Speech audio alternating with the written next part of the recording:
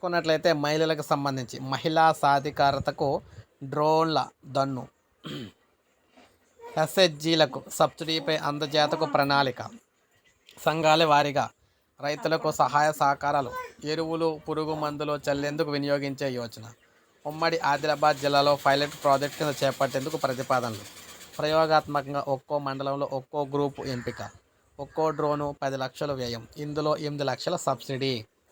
So కేంద్ర రాష్ట్ర ప్రభుత్వాలు మహిళా సాధికారతకు ప్రాధాన్యం ఇస్తున్నాయి. ఇప్పటికే వివిధ పథకాలు కార్యక్రమాల ద్వారా మహిళలకు అండగా నిలుస్తున్న ప్రభుత్వాలు తాజాగా డ్రోన్ల ద్వారా వారిని ఆర్థికంగా బలోపేతం చేయాలని నిర్ణయించాయి.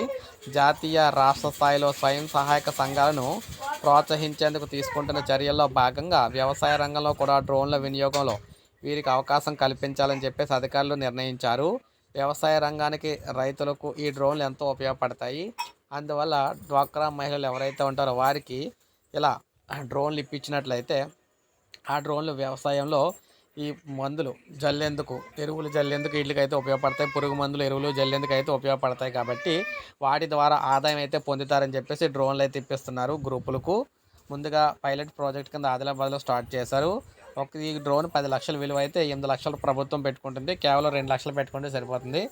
ఆ 2 లక్షలు కూడా బ్యాంకుల ద్వారా లోన్ అయితే ఇప్పిస్తారన్నమాట. తర్వాత దీన్ని గంటకి ఇంత అని చెప్పేసి డబ్బులు ఇచ్చి వీరైతే తిప్పుకోవచ్చు పొలాల్లోని.